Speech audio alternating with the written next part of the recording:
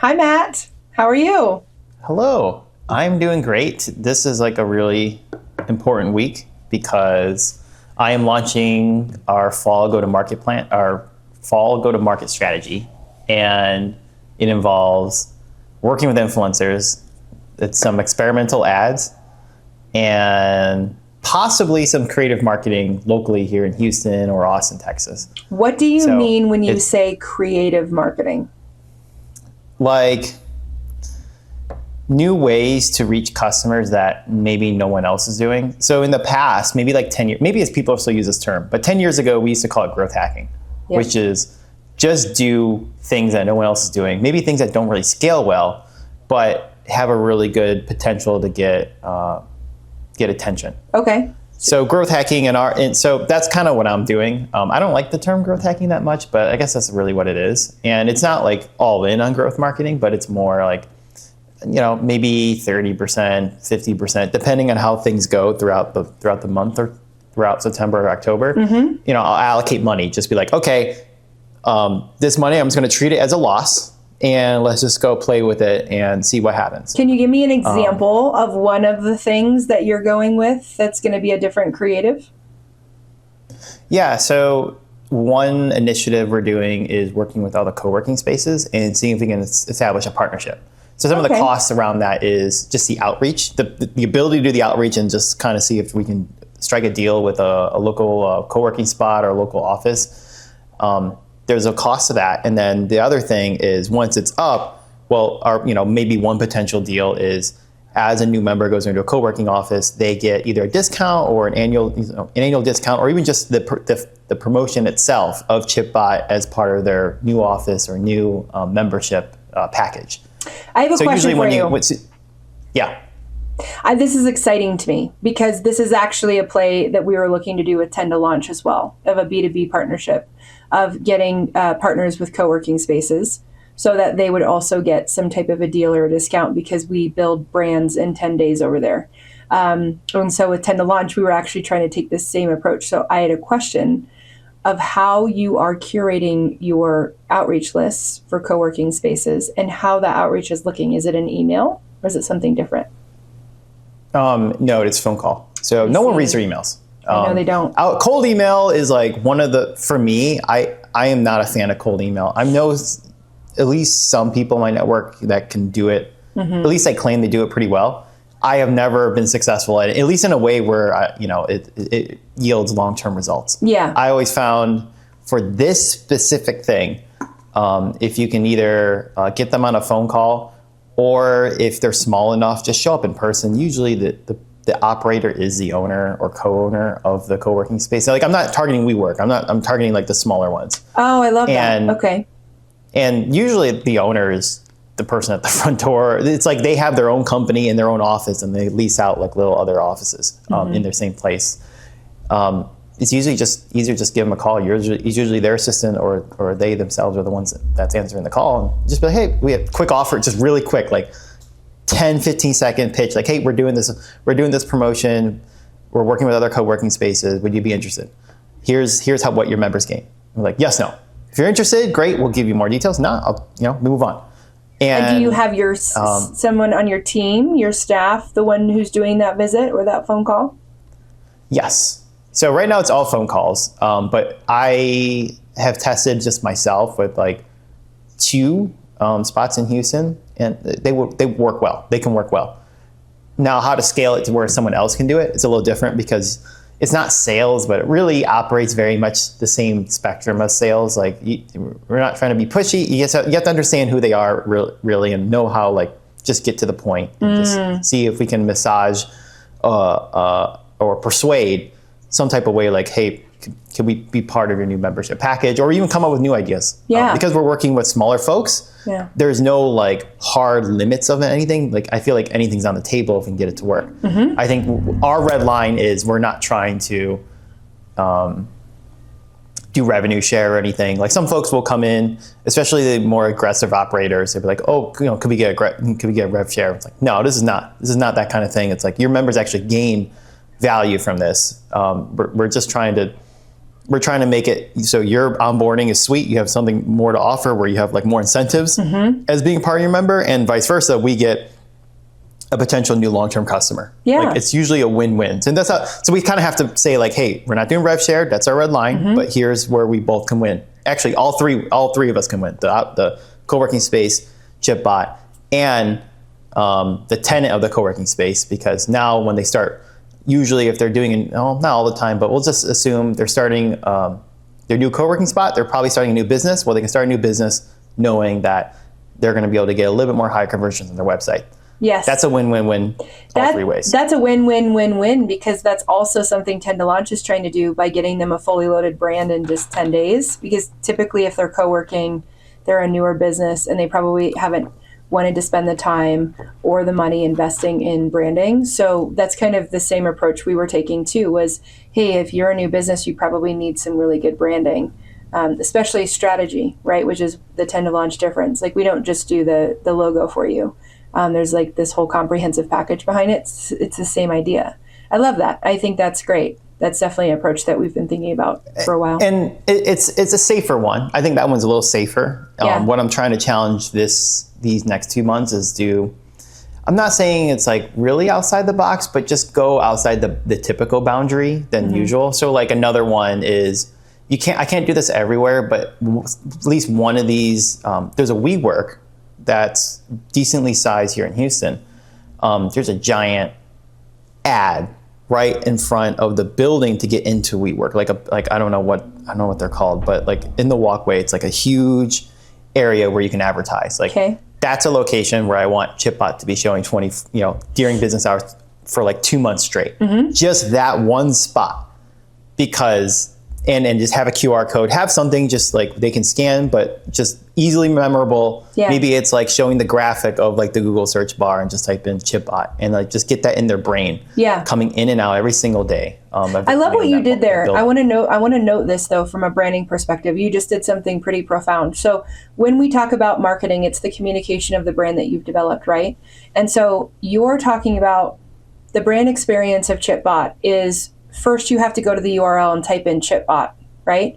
And you're actually going to market and visibly show the act that has to be done for you to experience your brand, which is so cool, because you're not just saying the logo and the tagline of what you do and what you solve, right? Which is most marketing. You're actually marketing the action that the person needs to take to engage with your brand. I love that. That was really profound. So thanks for sharing that with us. And it's a little bit of psychology, right? Because I'm not telling them to go to the website. It is just implanting the idea that you think of the brand, you think of typing. Right. And I learned this back in influencer marketing in 2021. Is we did a lot of testing with like people don't want to click links.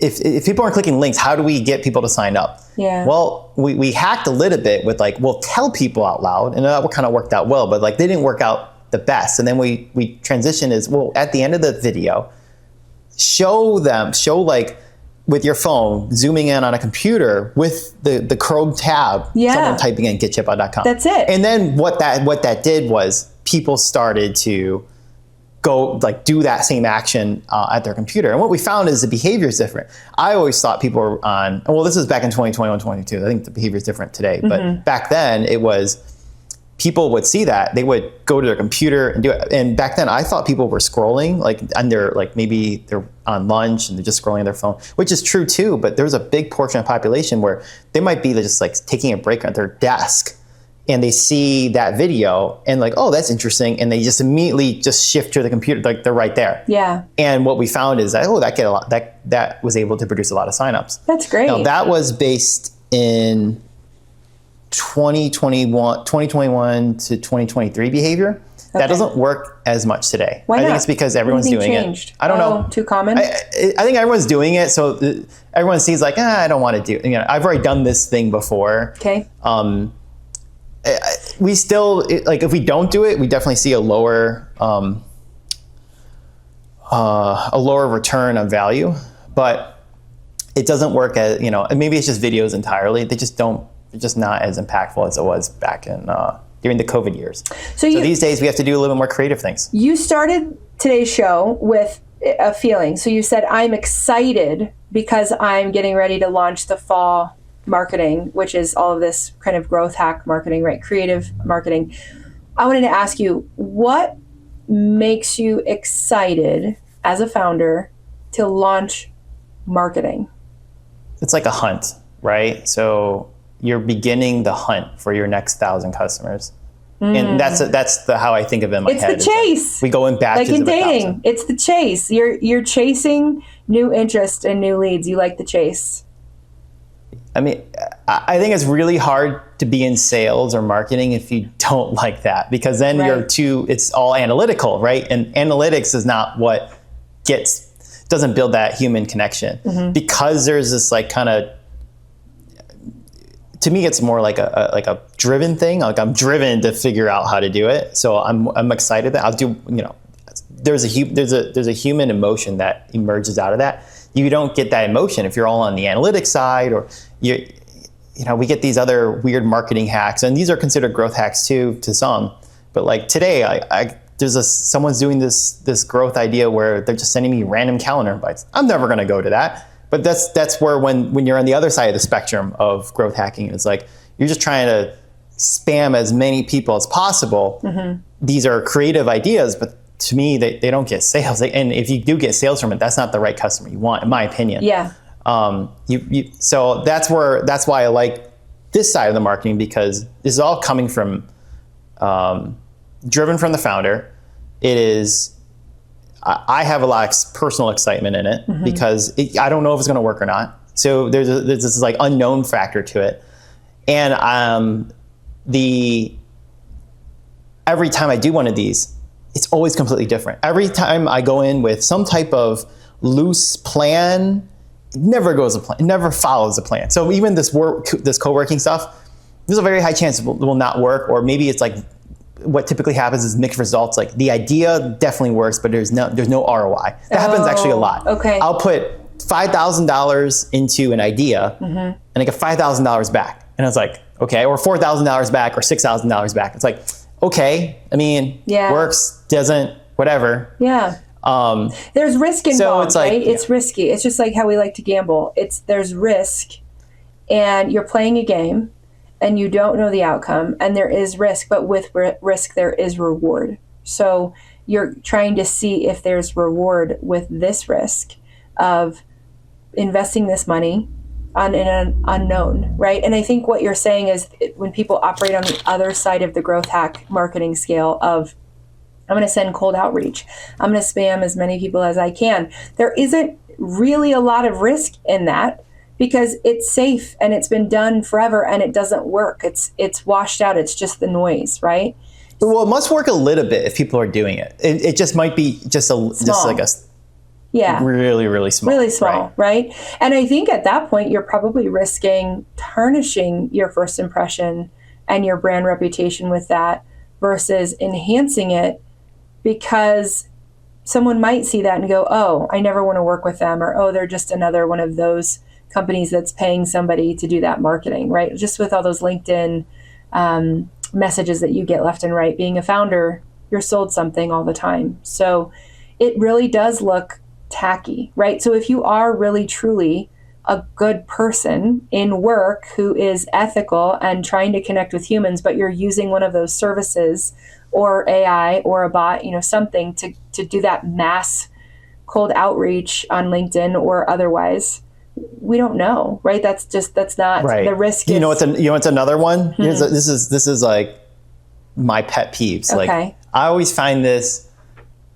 it works, but I hate it at the same time. And we don't do this at all at ChipBot, which is people who do the post and saying, comment below with a certain word. Yeah. And like, you just get all these people. And then what I've learned is like, because I have a big network of folks that tried this. And none of it worked. And most of them say it doesn't work. Right. So I always wonder, why does it work for some people? And a lot of them start from zero or start from why do some people take off? And I'm starting to realize a lot of people just cheat the game. I'm not saying 100% of them are, but especially on LinkedIn, they will do the post. If you don't have a big following, they will do the post. And then what they'll do is they'll just have they'll buy folks that, and it won't be like a huge volume, but just enough to look like there's something going on.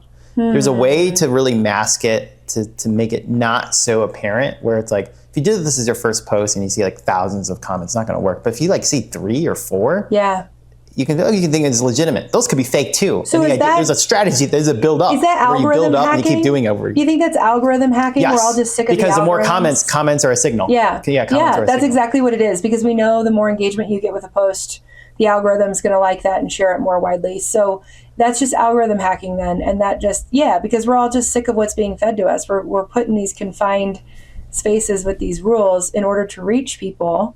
And we want to reach more people, but they shut you down. I mean, I have a lot of friends who say, I never see any of your stuff. And I know for me personally, I post all day, every day. I post a lot of stuff. I'm very social. So for me to have a friend say, oh yeah, I've not seen that, or why is it all of a sudden being fed to me? It's profound and it's annoying, right? And it's something that we can't control. So I mean, heck yeah, if you found a way to hack the algorithm, great. But the same thing is, it's kind of spammy, because you can signal. Spammy. So what happens is you signal it, right? If you're going to play that game, okay, great, you got your audience. Yeah. Now you are in that bucket of, let me do whatever it takes to get in front of your face. You got it. Yep. So it's those just people in your head, right? Those are a totally different type of people than you want. Typically. Well, it's just like with this podcast. Remember, so we had to play Apple Podcast app's game of trying to beat the algorithm, right? It was algorithm hacking of, let's just try and ask people, which we're still asking for written reviews.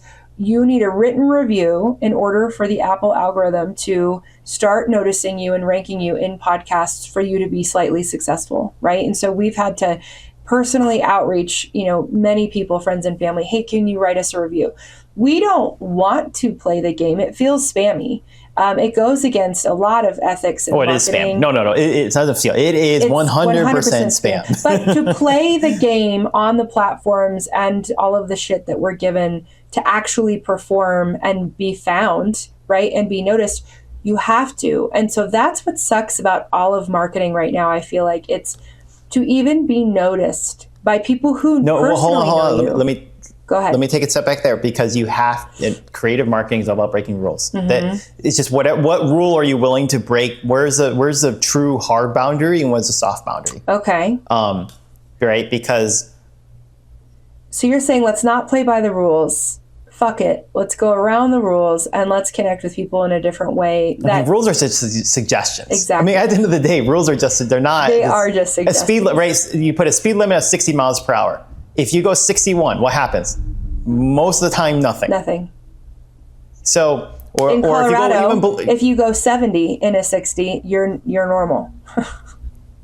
I think we go really fast. I don't know what the de facto is 12 or 11. It's 11 or 12. It's somewhere like there's a threshold. There is a threshold. Unless the cops are bored. Yeah, or it's the end of the month and they have to reach their revenue quota. Then you're like, ooh. I've heard that too. If it's the last 3 days, my dad was an FBI agent and he always told me this because he was in the Navy and then he was FBI and then he was a commercial airline pilot. So he's always like in some level of authority on the other side. And he's like, no, Ann. If it's the end of the month, they have to get their revenue numbers. So they're literally stalking. And that's when they set up all those speed traps so that they can get everybody and get their revenue number. Yeah. So don't speed the last 5 days of the month. So I think like rules are just suggestions. Yeah. They have to be broken, but I think it's very careful. I think this is where the gut feeling, a little bit, I think gut feeling and experience come into play. What rules can be broken without feeling like they're going to produce a negative effect? Or on my side of the table, that's a better question. What rules can you break while still keeping your ethics and morals intact? Right?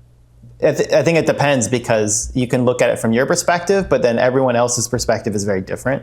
So it's going to be based on your gut feeling on who your audience is.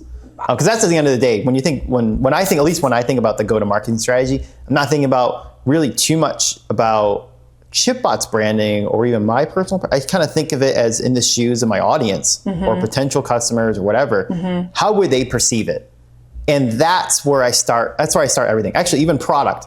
when I think of a product idea or when I do a feature, I don't even think of it from my perspective. I think of it from the perspective of the customer first and work backwards. And at Fix Marketing and Form, works the same way. I will add on to that. At Fix and Form, I agree with you. We start every brand experiment and branding exercise with our clients from that 5-star review from the customer. So we look at the customer's point of view first from that exceptional experience going through whatever it is that their product or service is going to take them through that customer journey. And we start from that 5 out of 5 experience for that brand. And we say, okay, these are all of the things that we know are involved in that experience to make it exceptional. So let's work backwards and let's brand it to then create that customer journey for whatever the thing is that you're selling. So I would agree. I think when those companies are starting from that customer's point of view first, and their eyes and their experience with you, that's what makes a great brand.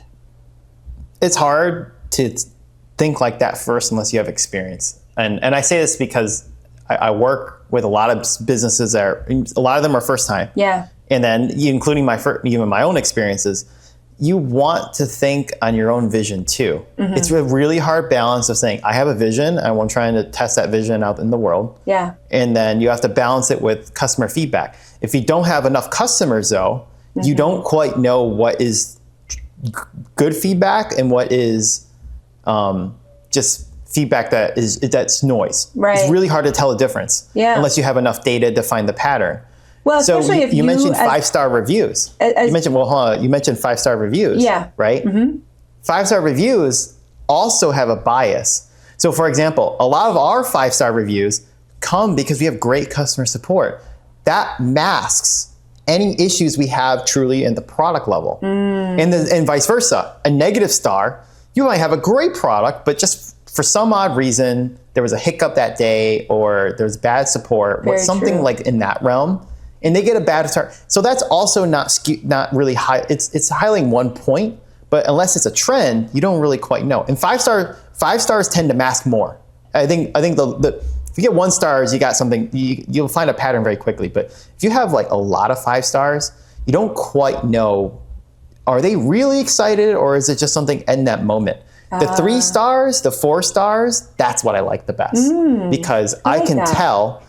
The problem is I don't want 3 or 4 stars on my site. You don't want it, but I need it. It's the true feedback. It is the true feedback. You can look at it and you can really understand, this person was articulate in their response. They didn't go all out. They gave a careful rating. Yeah. And I really do appreciate it. And what happens is if we haven't had really any of those ratings recently on the site, but what we do have a lot of customers who have express that, like similar sentiment just in our support. And we'll reach out to them and be like, hey, let's go on a Zoom call. Let me understand your needs. Maybe my product, maybe ChipBot is not for you, but let me help you with that first then. Yeah. And that's where I get the best feedback. I know where the product's, I know where the product's strong at, I know where it's weak at, and that helps me solidify my marketing, right? If I know it's gonna be weak in this area, okay, I have 2 decisions. Either improve that area from a product perspective and recontinue marketing to the same audience, or just ensure the targeted marketing that's going out, exclude that portion of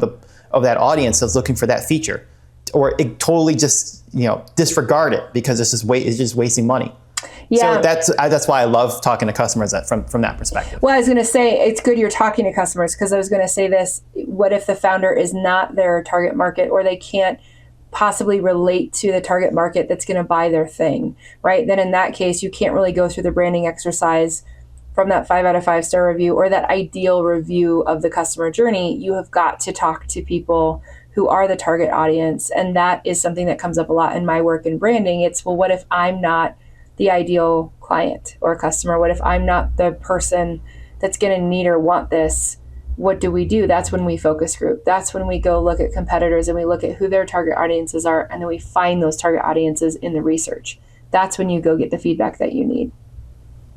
I'm surprised businesses are coming to you for that, because how are you even in business if you don't understand your customer? Otherwise, how are you getting any revenue to pay for your services in the first place? This would probably come for the newer businesses that we work with. So we don't always work with existing businesses. We start a lot of brand new brands as well. So it's not a brand refresh. It's really just, hey, I have this idea.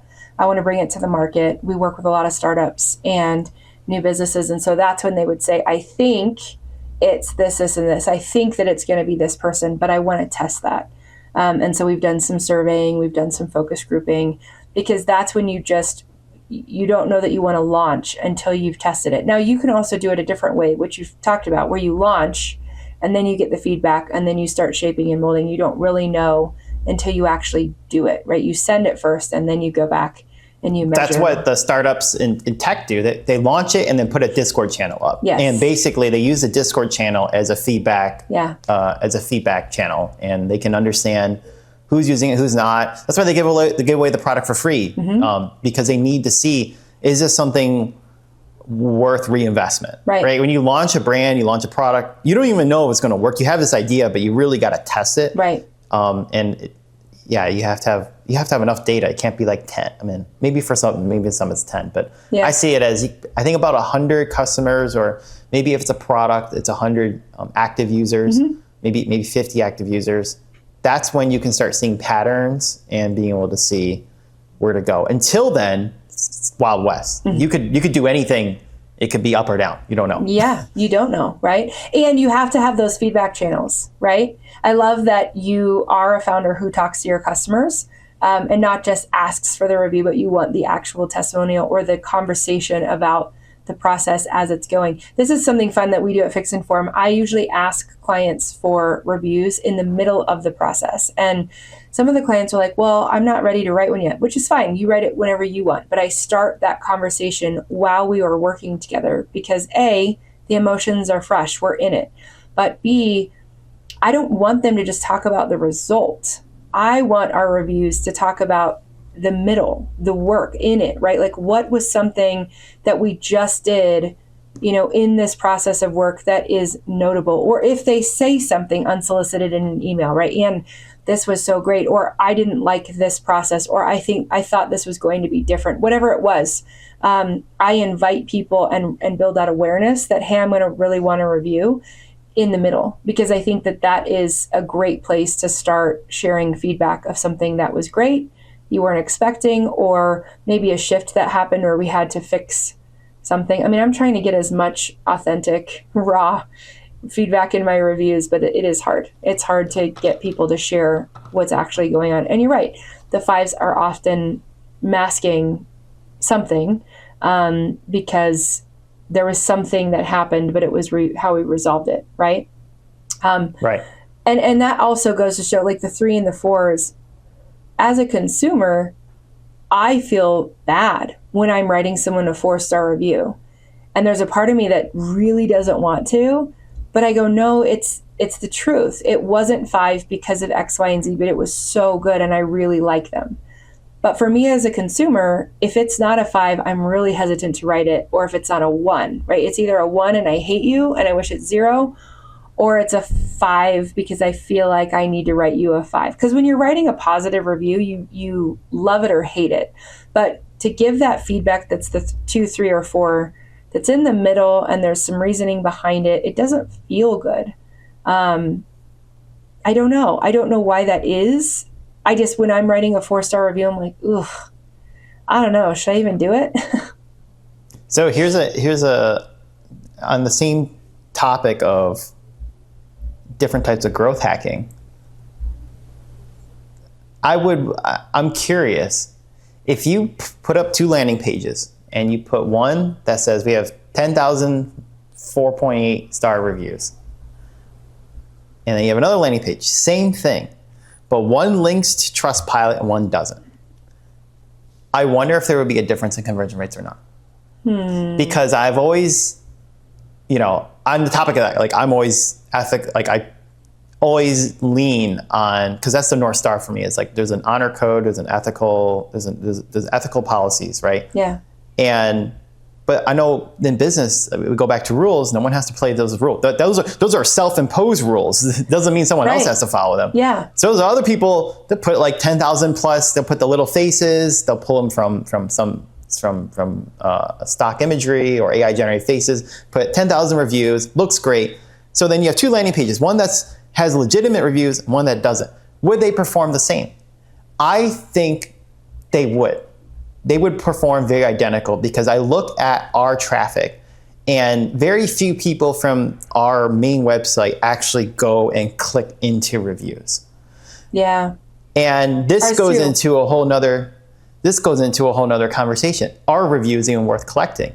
Personally, it is another way to frame this.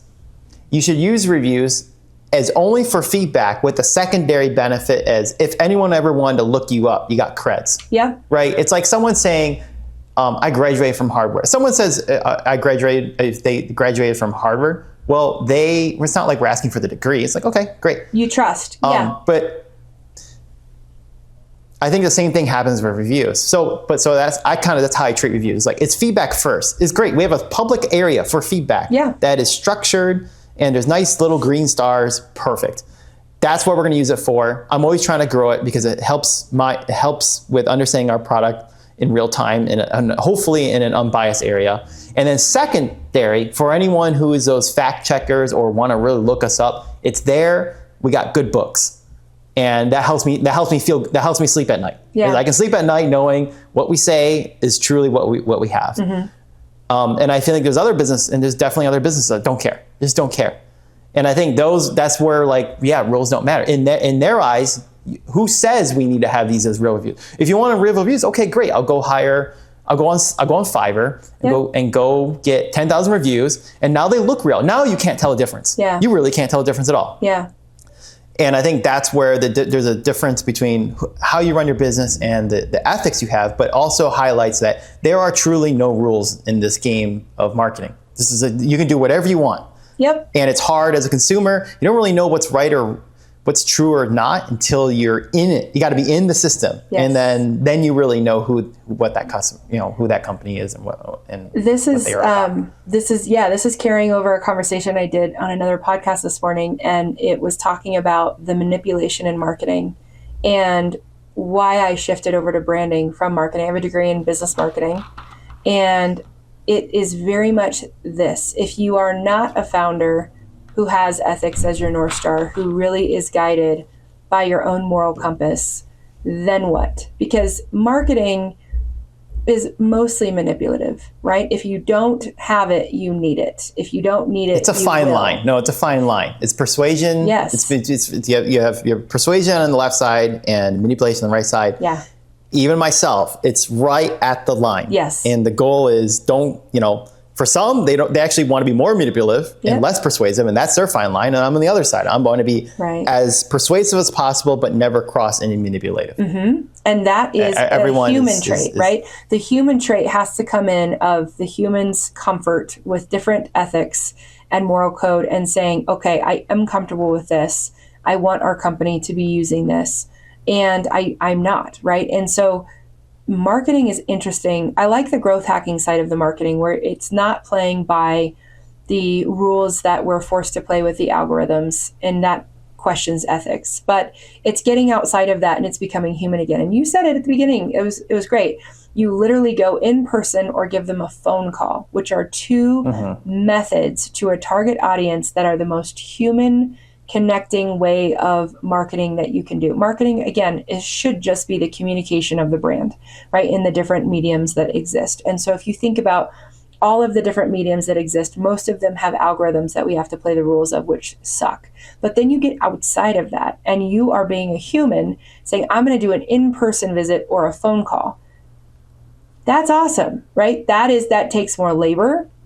That takes more time, but it also takes more attention and individuality. You are literally going to that person because you want to connect with them, which is pretty awesome. But is that what we all need to get back to? Because we're saying, fuck the system. We don't like the algorithms. We don't like playing by the unethical rules to get seen, right? Because most of our content isn't being seen to even our friends, right? When we put it out and here, talking about rules, look, ChipBot is a free product, and the first tier is $9 a month. Yeah.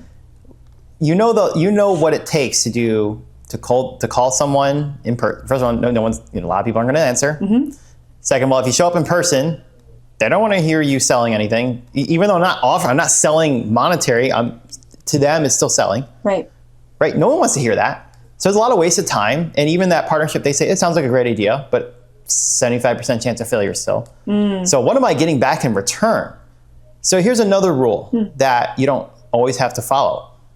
Just because it looks unprofitable doesn't mean it is.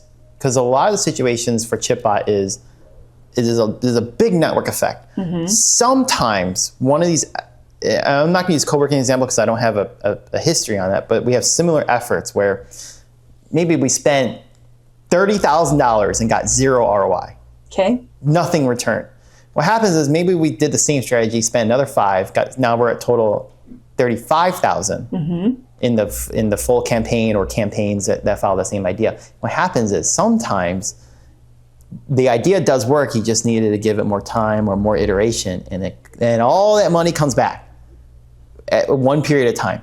And that's what I've learned with running ChipBot is if you work with enough volume, you can kind of make any idea work if you just give it enough iteration. Sometimes ideas work right away. Yeah. But a lot of the times you get mixed results, and it's up to the founder to see, okay, according to the rules, I'm supposed to stop doing this.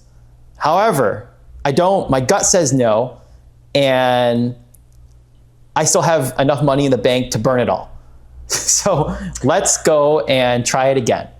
Yeah. And that is the other rules that you break, and sometimes that works too. So it really just all depends. I don't think cold outreach in the human factor, it sounds great. I think it's great that we're getting past AI, but does it scale? Does it make a lot of sense? I think most of the time, no. Yeah. But also depends on your business. Maybe you're a high ticket item, and you're selling a $10,000 service. Okay, 100 of those in-person calls are probably going to be worth it. For my product, it doesn't make sense, but that's also why I can find advantages.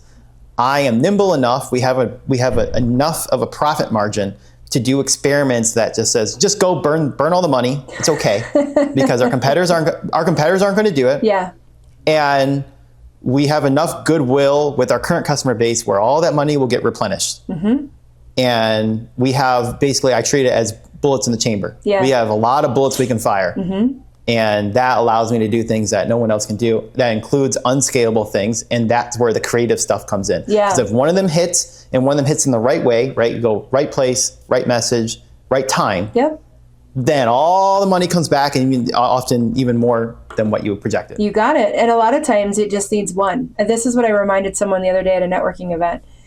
She was just starting her business, and she was pretty discouraged. And I said, it just takes one conversation, one person, one deal, one something. And that's what's so hard about it when you're starting as a founder. You think you have to have all this volume and all this momentum. I said, no, it's what my business has grown from. Oftentimes one conversation, one client, one person, one referral partner. One referral partner has helped me grow my business so much in the beginning days, right? And so you just need one.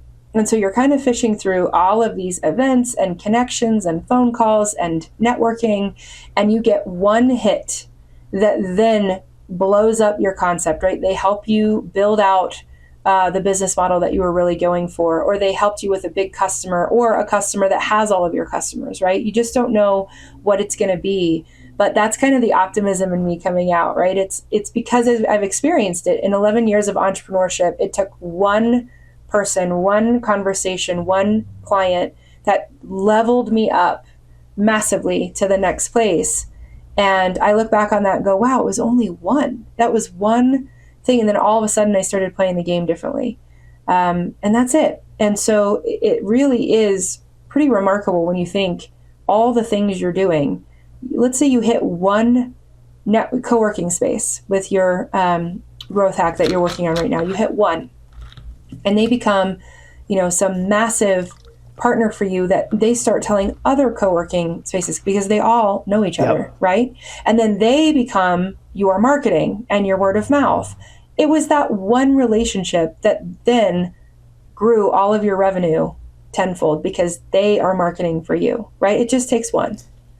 And that's the exciting part. So I mentioned at the beginning, it's like, that is the hunt I'm really looking for. It's not just like the action of doing it. It's not just like looking at the charts and seeing the growth. It's actually finding, in this campaign, did we find the one thing that said, without this whole thing wouldn't work. I love that. That is what I look for every time. And that's the fun piece. Sometimes I don't find it. Yeah. But in my history, usually if I didn't find it, it had nothing to do with money. It usually had to do with like, we didn't try hard enough. And trying hard, like let's kind of break that down. It's like putting the effort to keep iterating.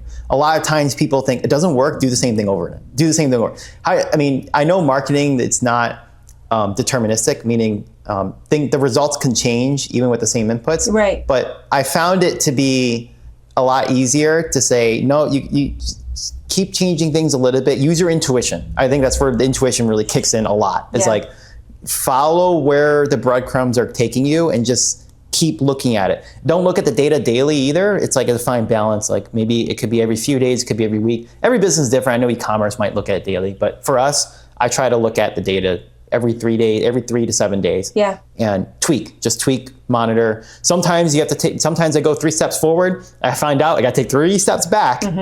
And maybe the 3 steps forward was like 1 step forward, 1 step forward, 1 step forward. Then I find out, oh, no, this is the wrong way. Take 3 steps back and then kind of go back from a different point of time. And then, all right, try a different angle. There's a lot of that too, but that takes effort. That takes a lot of effort, a lot of changes. And once you kind of figure out, oh, okay, you can see the patterns a lot better. So that's kind of like, I see it as like active marketing, right? You're in the weeds and you're paying attention to how your brand is being perceived or how your, we'll say your message, doesn't have to be brand, how your message is being perceived and see what happens. Like the co-working stuff, that's just one growth hack we have. But just looking at that one example, like one thing I'd just be measuring is, are we getting any, because we have a promo code associated with it, is anyone redeeming the promo code? And then another test is, hey, maybe we'll have either myself or someone on the team will call them again after 30 days. Like, hey, did anyone, how did the promotion go? How did the partnership go? What did you think about it? Like to get their gut feeling checked too. Like there's a lot of ways you can Matt, kind of test and just active. I'm excited about this. I want to share this real quick with what you're saying. You said 2 words. This is exactly what we do at Fix Inform. When we say human-centered marketing, people are like, what the hell is that? You just nailed it, right? I love this. So it takes attention. It takes people who run the business to have attention and give attention to the marketing and the messaging and what you're doing. That takes attention. You don't just set it and forget it, right? And then 2, everything that you're saying is human-centered. There is a human engaging with the tactic. There is a human monitoring. There's a human changing it. It's not automated completely, right? You do the tactic and then you have the human oversight. You have the human discussion. You have the human analysis of what's going on. And then you said something that's amazing that battles all of the AI world that we've been talking about a lot on the show, which is you have to have intuition, which is an emotional EQ response to what that tactic is, which is very human-centered. So you can use it to, you can use the robots to support, you can use the robots to deliver, you can use the robots to automate, make it really easy. But that human input, you say you check it every 3 days or so, there's a level of intuition, your gut feeling, and there's an EQ with it. How is this being responsive? How is this being perceived? And then we're going to change it, or take so many steps back because we have to course correct. But that is awesome. That is how ethical marketing should be, that stands out from the noise and doesn't become the noise. I think actually you've just cleared it up immensely for me of all the automated marketing is noise, but it's the human-centered with the humans at the forefront of that brand. That's the marketing that stands out. That's when you actually stand out from the noise, whatever the tactic is that you're doing, because clearly there was a level of EQ and intuition behind that marketing. That's really profound. That's great. Yeah, I think, like I said, we both share the same North Star there, and for us, that is what makes us easily sleep at night. Yeah. But it's also that's not the only way. It is a lot of folks that will automate the crap out of anything. And with enough capital and enough noise, you can also break through. Right. So I think there's nuance. I think marketing and sales, I just don't think there's really a wrong answer. Yeah. And also because of that, it's also why I find business way easier. Yeah. So playing table tennis, it's all about technique. The second you miss the ball in table tennis, there's a lot of technique problems usually, along with if you're playing a game along with pressure. In business, you could actually be wrong in a lot of ways and still get sales. Oh, so 100%. I don't think it's necessarily like it's really a big shining light necessarily because if you don't have it and you still get sales, okay, you're also right. I think it's just more or less for folks that maybe share our ethics, that's the path, right? Don't be necessarily corrupted by these other things because it doesn't work for you. If you can't sleep at night because of that, or it just doesn't make you feel right, great. You know that's not the right. Don't follow the path that gives you mixed feelings or negative feelings. Go with the one, and this goes in again more intuition. Go to the one where it makes you feel great no matter what. And oftentimes, if you feel great, it's another compounding effect into the actions you do in the marketing. You put a little more effort, a little more quality, and that just comes out. The audience that needs to hear it will feel the blood, sweat, and tears that went into that.